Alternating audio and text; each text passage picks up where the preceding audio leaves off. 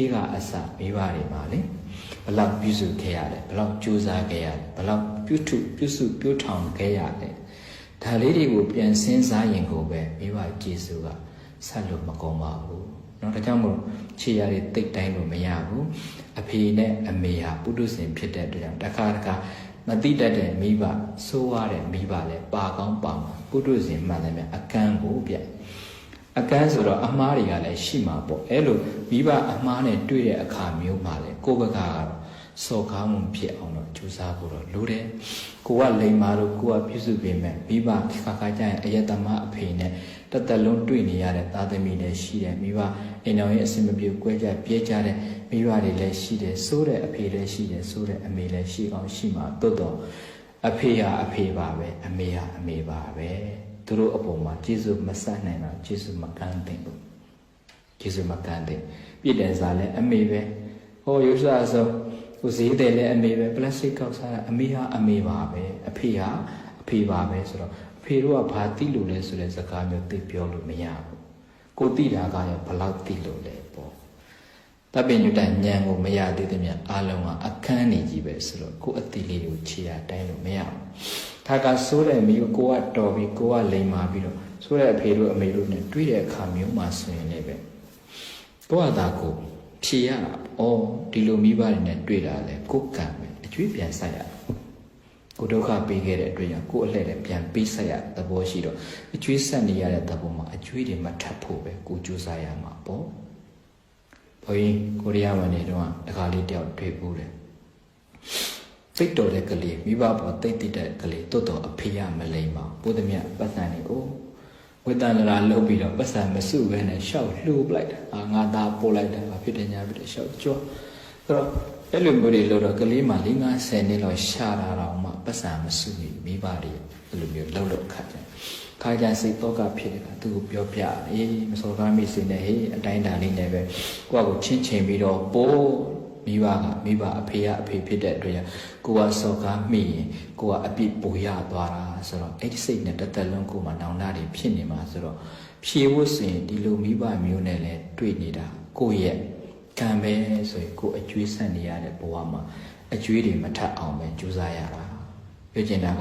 မြတ်ဗုဒ္ဓဒီမိဘကျေးဇူးကိုဓမ္မနဲ့အခြေဆက်နိုင်တယ်ကိုရဲ့ဘဝမှာတရားနဲ့မိဘကျေးဇူးအခြေမဆက်နိုင်ပေမဲ့အာမိတဆိုတဲ့နိုင်တလောက်လေးထောက်ပံ့လူတန်းကျွေးမွေးဆောင်းလျှောက်တဲ့အာမိတနဲ့လည်းကျေးဇူးဆက်ရမယ်ဖြစ်နိုင်ရင်ဓမ္မနဲ့ကျေးဇူးဆက်နိုင်အောင်တရားမနာခြင်းနဲ့မိဘတွေတရားနာခြင်းအောင်သီလမလုံတဲ့မိဘတွေသီလလေးတွေလုံအောင်ဒါနမလုပ်ခြင်းနဲ့မိဘတွေဒါနတွေလုပ်ချင်အောင်ကိုယ်နဲ့တပါးနဲ့တွဲပြီးတော့ခေါ်ပြီးတော့ဆောင်းလျှောက်ပေးရင်လည်းပဲရှင်နေတဲ့အခိုက်အတန့်မှာမိဘကိုအာမိတနဲ့ကျေးဇူးဆက်တယ်တရားနဲ့ကျေးဇူးဆက်တယ်ပစ္စည်းနဲ့ကျေးဇူးဆက်တယ်ကျွေးလဲကျွေးတယ်တရားလေးနဲ့လည်းစောင့်ရှောက်တယ်ဆိုရင်တန်ဖိုးဟာတိတ်ပြီးတော့ကြီးပွားသွားတော့တာပဲအဲ့တော့ပြောချင်တာကရှင်နေတဲ့အခိုက်အတန့်မှာမိဘရဲ့ကျေးဇူးကိုမဆက်နိုင်ရင်တော့မစော်ကားမိပါစေနဲ့ဆက်ခွင့်များကြုံမယ်ဆိုရင်စားနိုင်တဲ့ပါးစပ်လေးရှိနေတော့ကြွေးကြစမ်းပါလက်ခံနိုင်တဲ့လက်ကလေးရှိနေတော့ပေးကြစမ်းပါကိုယ့်ဘက်ကလည်းပေးနိုင်တဲ့လက်ကလေးရှိနေတဲ့အတွက်ကြောင့်ကိုကပေးနိုင်တာဖြစ်တဲ့အတွက်ကြောင့်တိတန့်ခြင်းနဲ့အတိမတ်ပြုခြင်းမှာကိုယ့်ဘက်ကတိတန့်ရင်သူတို့ဘက်ကလည်းအတိမတ်ပြုလာတယ်အမေတို့အဖေတို့ရဲ့မေတ္တာကိုရဖို့ဆိုရင်ကိုကကာယကံနဲ့လည်းမိတို့ရဲ့အဖေတို့ရဲ့ကျေးဇူးကိုတိတတ်ရမယ်စကားအပြောလေးတွေနဲ့ဝစီကံနဲ့ပဲမိဘတွေရဲ့ကျေးဇူးကိုတိတတ်ရမယ်စိတ်ကလေးကလည်းမနောကံနဲ့တိတတ်ရမယ်ဆိုရင်ဒီလိုကာယကံမေတ္တာဝစီကံမေတ္တာမနောကံမေတ္တာမျှနေသမျှတော့လေမိဘတွေရဲ့အတိမတ်ပြုမှုခံပြီးတော့မိဘတွေရဲ့မေတ္တာကိုရနေမှာပဲအဲ့ဒီမိဘနှစ်ပါးရဲ့မေတ္တာကိုရနေတဲ့ပုဂ္ဂိုလ်ဟာတဲ့ကြီးပွားချမ်းသာဖို့ပဲဖြစ်စေတယ်ဆိုပြီးတော့မာတာပိတရောမိဘနှစ်ပါးရဲ့အပေါ်မှာတက္ကရောတိအယုသေးပေးတဲ့ကရုံကရောတိအလေးကရိပြုတဲ့မာနေတိမျက်မျက်နှုံနှုံရှိတဲ့ပူဇေတိပူဇော်လေးရှိတဲ့သောထုမိဘနှစ်ပါးရဲ့အပေါ်မှာတည်တတ်တဲ့ပုဂ္ဂိုလ်တွေကုလပုတ္တအမျိုးကောင်းသားအမျိုးကောင်းသမီးတွေဟာဗုဒ္ဓယေဝကြီးဝချမ်းသာဖို့ပဲဖြစ်စေတယ်။နောပရိဟာရိယာနဲ့ဆုပ်ယုပ်ခြင်းဆိုတာဘယ်တော့မှမဖြစ်နိုင်ဘူးရဲ့လို့ဘဂဝါဘုံတော်6ပါးတခင်ဘုရားရှင်ကိုယ်တော်မြတ်ကြီးသည်အဝါစာကရုဏာရှိထပညာအားဖြင့်ကောင်းစွာမသွေမိန်ကြတော်မူခဲ့ပါပေတည်း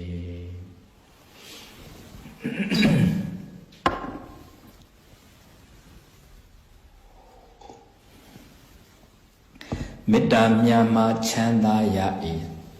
ရေတရေမေတ္တာရဖို့မေတ္တာတွေမျှဖို့ဆိုရင်တော့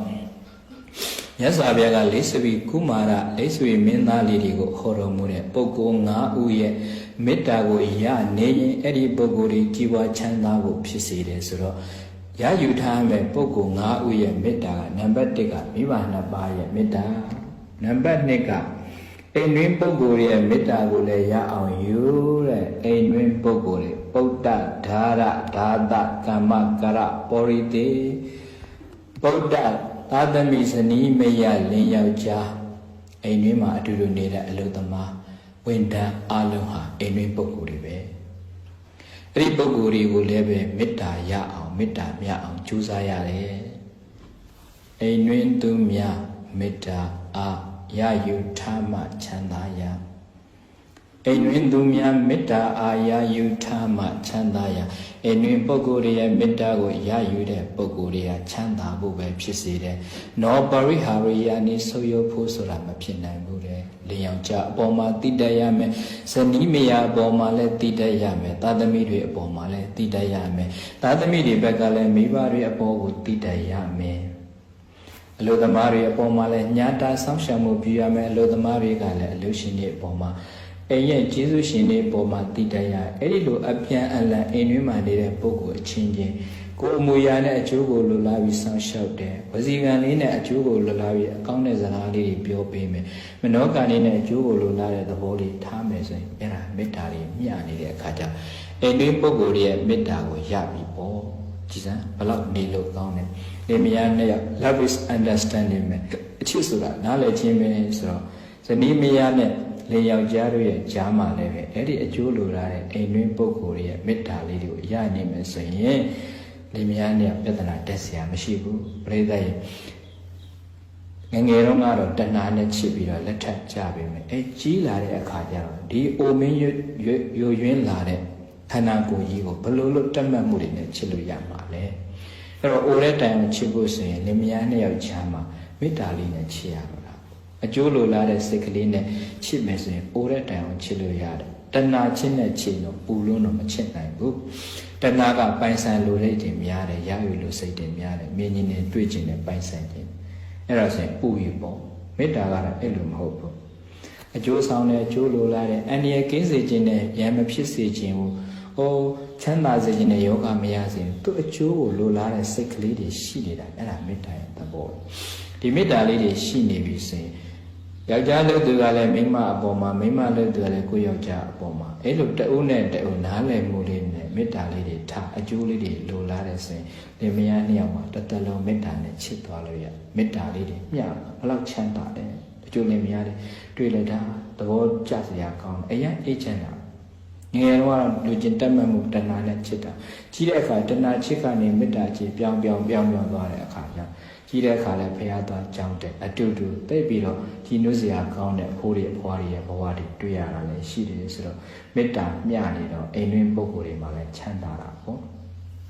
အဲဒီလိုပဲသာသမီတွေပုံမှာလည်းမိဘတွေကမေတ္တာလေးနဲ့တွားရတာအကျိုးလိုလားတဲ့စိတ်ကလေးတခါကကလေးရဲ့ဘဝကမိဘတွေအပေါ်မှာစကားကိုနားမထောင်နိုင်မျိုးလဲရှိကောင်းရှိမှာတိုးတော့တဖြည်းဖြည်းပြုတ်ပြင်ပြီးတော့ယူရမှာသာသမီတွေဘက်ကလည်းပဲဖေတို့အမေတို့ရဲ့ကျေးဇူးကိုငယ်ငယ်တုန်းကမသိပေမဲ့ကြီးလာတဲ့အခါကျတော့တိတိုင်အောင်အဲ့ဒါမိဘကပုံသိမ့်ပုတ်ပိုင်လက်ဥစရာမြေထိုက်စွာပုပ္ပါစရိယမိညင်ဖာမိဘတွေကသာသမီတွေရဲ့လက်ဥစရာပဲအဦးဆုံးဆရာပဲသူတို့တင်ပေးတဲ့အတိုင်းအလိုလိုသာသမီတွေကတတ်သွားတာဆိုကိုသားသမီးတွေမိဘကျေးဇူးတည်တတ်ဖို့ဆိုရင်မိဘတွေကအရာဝင်ကနေအိမ်တွင်းပုံမြင်လေးတွေပြောသလိုပေါ့ဓမ္မနဲ့လည်းဆုံးမရမယ်ပတ်ဝန်းကျင်အနေထားဆုံးမရမယ်စာပေနဲ့လည်းအတိမတ်ပြုဆိုတော့ပြောချင်တာကသားသမီးတွေအပေါ်မှာလည်းပဲမေတ္တာပြကာယကံမေတ္တာကိုမူရနဲ့အကျိုးလိုလားရမယ်ဝစီကံမေတ္တာအပြောဆိုလေးနဲ့အကျိုးလိုလားမနောကံမေတ္တာစိတ်ကလေးနဲ့အကျိုးလိုလားမဆိုအိမ်တွင်းပုဂ္ဂိုလ်ရဲ့မေတ္တာကိုရမှာထို့တူပဲအိမ်မှာခိုင်းထားတဲ့ပုဂ္ဂိုလ်တွေရှိတယ်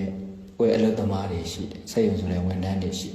ဒါတွေကလည်းကိုယ်အမိပြုပြီးတော့သူတို့နေရတာဆိုတော့သူတို့အပေါ်မှာ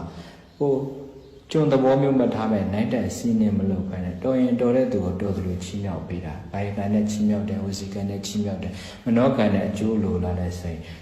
သူတို့ကလည်းကိုယ်ကိုပြန်ပြီးကျေးဇူးပြုပေးတယ် ငါတို့တတိယတိတ်တော်တာငါတို့ပိုင်ရှင်ရတိတ်တော်တာပဲဆိုပြီးတော့သူတို့ကမေတ္တာပြန်ရတော့အချင်းချင်းမေတ္တာတွေပြန်ချမ်းသာလိုက်တာနော်အဲ့တော့တဦးနဲ့တဦးအကျိုးရုပ်စီမဲ့ဟာမျိုးနဲ့နေလို့ကတော့အိမ်တွင်းပုဂ္ဂိုလ်တွေမှာလည်းပဲအစင်မပြေနိုင်တဲ့အတွက်ကြောင့်နဲ့ဒုတိယမျှရမယ်မေတ္တာကတော့အိမ်တွင်းပုဂ္ဂိုလ်တွေရဲ့မေတ္တာမျှရဖို့တို့တဲ့မေတ္တာကိုရအောင်ယူမယ်ဆိုပြီးတော့မြတ်ဗုဒ္ဓကလိပ်ဆွေမင်းသားတွေကိုဒုတိယရယူရမယ်မေတ္တာနှစ်ဦးမြောက်ပုဂ္ဂိုလ်ကအိမ်တွင်းပုဂ္ဂိုလ်အိမ်တွင်းသူမြမေတ္တာအာရယူထားမှချမ်းသာရနှစ်ဦးရတော့ပြီជីវချမ်းသာခြင်းတဲ့ပုဂ္ဂိုလ်တွေ